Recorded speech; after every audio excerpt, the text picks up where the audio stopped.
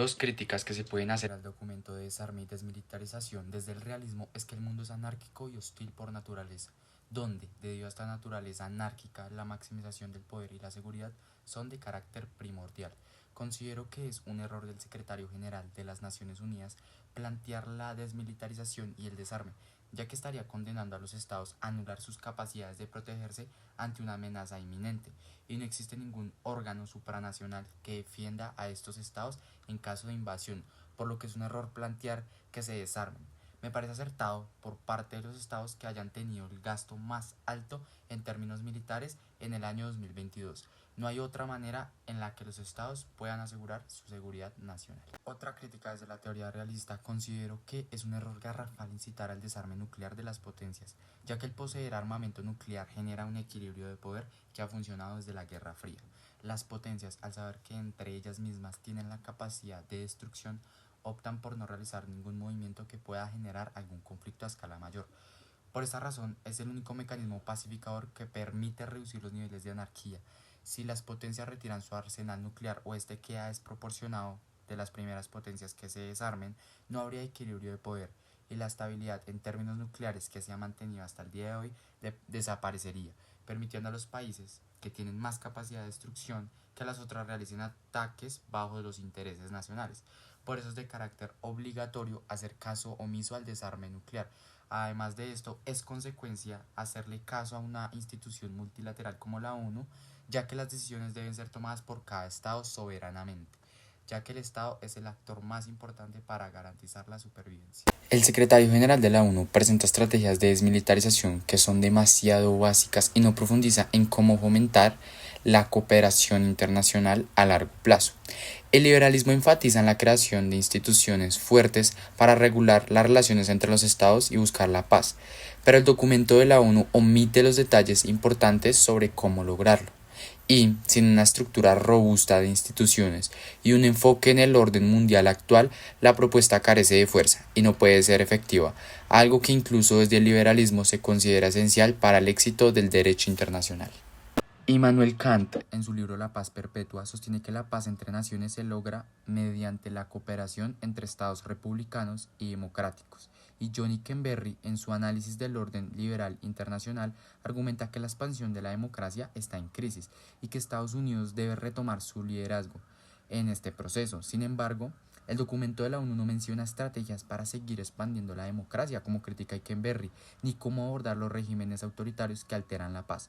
Solo se enfoca en resoluciones de desarme sin tocar el cambio necesario en los regímenes políticos que podrían asegurar una paz duradera y extender la democracia y los principios occidentales. Desde la interdependencia, la crítica más evidente que el documento, aunque resalta la necesidad de reducir el gasto militar y fomentar la diplomacia, no explora suficientemente cómo las instituciones internacionales pueden jugar un rol más decisivo en la cooperación entre estados. Kyujin y Naye sostienen que la interdependencia económica y política a través de instituciones multilaterales puede disminuir el riesgo de los conflictos, pero el texto no especifica los mecanismos concretos para fortalecer dichas instituciones ni para incentivar la colaboración global en temas críticos como el desarme o la regulación de armas.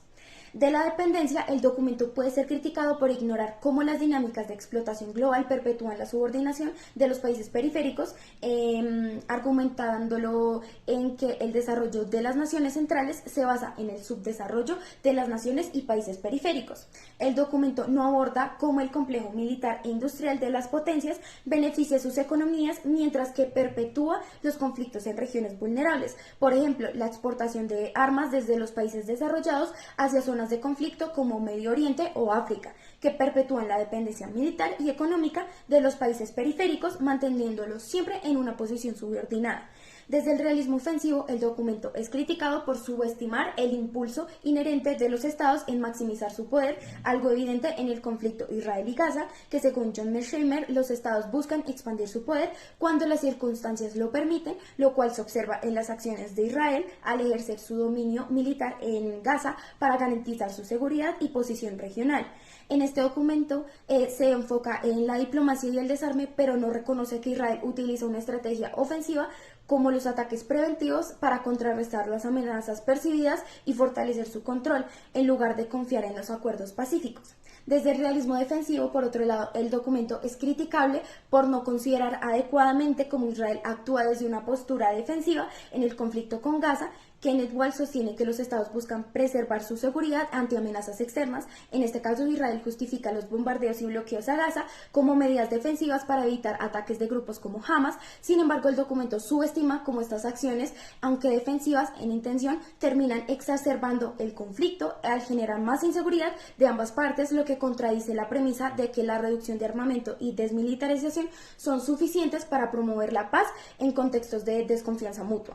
El realismo clásico, las acciones de Israel a Gaza reflejan la búsqueda de seguridad en un entorno hostil. Al enfrentar las amenazas como el lanzamiento de cohetes por parte de Hamas, Israel justifica sus operaciones militares como medidas defensivas necesarias para la preservación de su Estado y la protección de su población.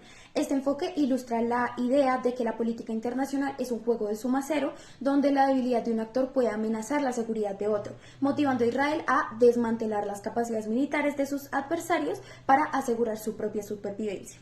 Desde el realismo ofensivo, las acciones de Israel en Gaza se interpretan como un intento de maximizar su poder y dominación en la región. Esta teoría sostiene que los estados son inherentemente agresivos y buscan expandir su influencia a expensas de otros. Las incursiones militares y el uso de la fuerza desproporcionada por parte de Israel no solo son respuestas a las amenazas, sino también estrategias proactivas que debilitan a Hamas y consolidan su control territorial. Esto resalta la noción de que los estados deben estar dispuestos a utilizar la fuerza para asegurar sus intereses y reafirmar su superioridad militar en el Medio Oriente. Respecto a cómo ha repercutido la crisis en Gaza en el sistema internacional, se debe tener en cuenta que esto puede ser explicado desde dos teorías. Primero, la estructuralista, con la dependencia económica que se perpetúa en regiones como Palestina debido a la intervención de estructuras occidentales, como la ONU, que precisamente en 1948 estableció el Estado de Israel como Estado soberano, afectando a las poblaciones palestinas en ese territorio.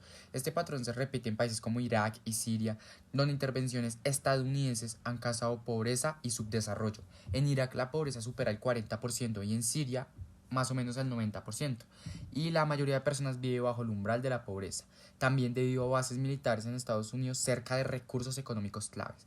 Segundo, desde la teoría de la interdependencia, la crisis ha impactado en el comercio global.